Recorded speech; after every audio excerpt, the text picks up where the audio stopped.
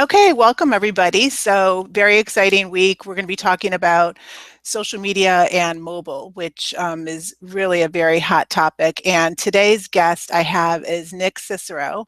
And Nick is most famous right now for what he's doing with Snapchat and Snapchat analytics. And Nick, I'm going to let you say a little bit about yourself and introduce you. So, welcome. Hi, thank you very much for having me. As you mentioned before, my name is Nick Cicero, and I'm the CEO and founder of a company called Del Mondo. And I highly recommend that you go to Dalmondo's website and subscribe to Nick's newsletter because he puts out, I'm not sure how often it goes out, once a week or once a month. Right now, we try to do it once a week. Okay, and it's great, very fresh information on what's happening, not just with Snapchat, but within the whole mobile marketing community. So, Nick, let's just get started with a few questions. So, it seems like 2016, the second it started, this is the year for Snapchat and brands. And what are you seeing, and why do you think all of a sudden brands are now waking up to Snapchat? Well, I think that it's really just flat out the place where people are, and there are so many more people that are using Snapchat every single day. And I think that brands are finally starting to recognize that, whereas before they might not have been ready in a way that I think that a lot of us thought that this would definitely get there to be. Okay, so Snapchat is definitely nothing new to your audience. So the students here have been on Snapchat probably since day one. I've been on Snapchat for probably about a year, but I didn't really have that many of my friends on Snapchat, so I couldn't really do that much until recently. Probably the past 6 months, I'm on it more. So what are some trends that brands are doing now to really adapt Snapchat as part of their marketing, and what do you see that's working?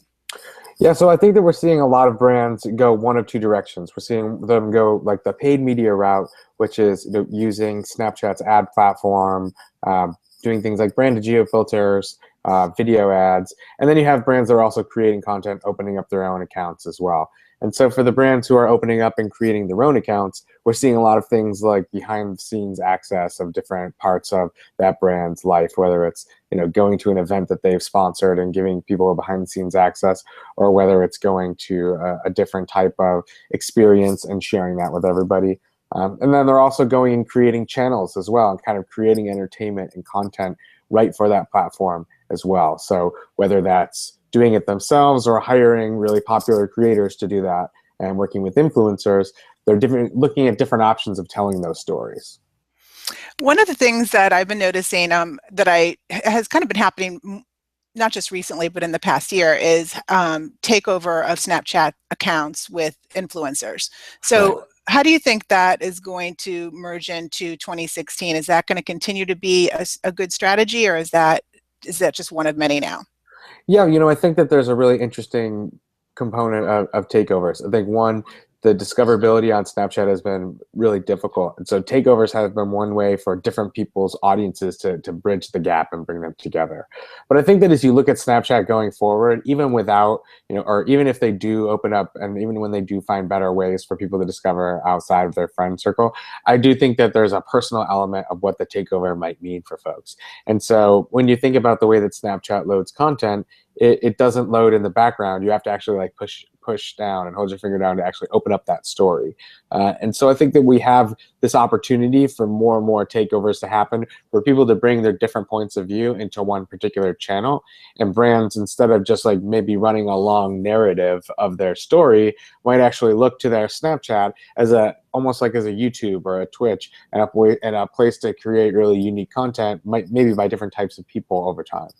Yeah, I happen to love that. I saw Disney did it probably about a year ago, and I've seen even University of Florida did it, and it just seems like it's just such a fresh perspective than to the typical social media management type of content creation. So I agree. I think that's going to continue to stay popular. So okay, so brands are flocking to Snapchat. What do you think the millennials, the Snapchat users, think of brands coming onto Snapchat? Are they going to accept that? I think that a lot like with every new platform, that there's going to be brands that are going to be coming on there, and I think that People have gotten used to it in the past on Facebook and Twitter and Instagram.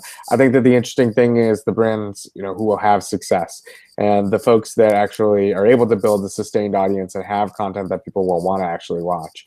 I think that right now it's still really early. I think that there are a lot more mobile users that actually haven't jumped over to Snapchat yet or haven't tried that out. And so I think that there's still a huge opportunity for the right brands to come in there now and actually make something that's meaningful and use that as part of what they're doing. And so I think that we'll have to see as it matures how that grows. But I do think that more and more brands, as they do go on, hopefully will think about that and realize that they are playing in a space where a lot of people are just sharing a lot of photos with their friends. And so if they're not coming up with something unique and interesting, or you're not putting something out there, you're not going to build a sustained audience. Got it. Okay, so for social media managers that are out there and want to kind of dip their toe into Snapchat, can you give us an easy way to get involved, a medium way, and more of a complicated way? So if somebody just, what would be easy, medium, and a little bit more on the difficult, complicated? Yeah, so I think that one of the easiest ways is bringing people in and starting to create content from a personal POV. So whether or not you have different employees at your company or different partners or different people within your organization, people bring different point of views when they tell their story through Snapchat. And it is so much of like a personal video platform as much as it is a way to like tell really unique and crazy stories. So I think that you can look at the people within your organization and maybe share that, allow them to different points of view. Brave Ventures, who's our investors at Del Mondo, we've been working with them and introducing Snapchat and figuring out different ways for them to actually come together and tell their story. And what we've been doing is doing different daily points of view, where you take one topic and you create a piece, and maybe it was an article that they read on Ad Age, and everybody, 4 different employees all give their little point of view about it, and that's their video for the day. And so I think that you can look at different opportunities like that to just bring a few different people into the conversation in a short form. I'm so glad you brought up Brave Ventures because I added them and I've been following them since you told everybody to. So for those, so for our audience, add Brave Ventures on Snapchat. And I love what they're doing. I'm coming from a traditional public relations background that's now transitioned over the past 10 years into social and search. And I just love what they're doing. I think that they're really a very good example of a brand that's not like a Mashable on Snapchat that somebody can say, okay, that's a great way it's very inspirational for Yeah. any size business, in my opinion. Yeah, and it's just as simple as, like I said, sharing a point of view. And so if the students they want to add you on Snapchat, your handle is Nick Cicero. Yep, just my name, Nick Cicero. And then any other Snapchat handles you recommend? I recommend looking at some really cool influencers, like Cyrene Q is a really good influencer to follow, a really good storyteller. Mike Platko, so M Platko, EM Garber, and Brandon Harvey. Those are some good folks to start with. And Gary Vee has just been going crazy on Snapchat Oh with yeah, Snapchat. Gary Vee has definitely been going crazy, and that's been fun. It's good to see. I think that it's really funny when different people have their different points of view and they bring different elements. So it's hard to say like who's, you can have your stories be really long, you can have your stories be really short. So it's interesting to mix it up and see, the different types of stories that every day brings that you can tell. Okay, one more question, and then Nick is actually going to be back in our last week and talking about measurement. So one more question while we're on the subject of mobile. So do you have any tips for the students who are going to be possibly future social media managers, and how to, tips that they can use as stepping stones in their career, advice that you can give them from a Yeah, business standpoint or Snapchat standpoint? I think that in general, if you want to be a professional in social media and create content on behalf of a brand or in an agency form and not do it like for yourself, which is a totally different, influencer type thing. I think that you want to find the platforms that you can create the best content and have the best amount of reaction with the least amount of energy. And I think that you don't need to be on every single platform, but you do need to find what's evolving and figure out what's there.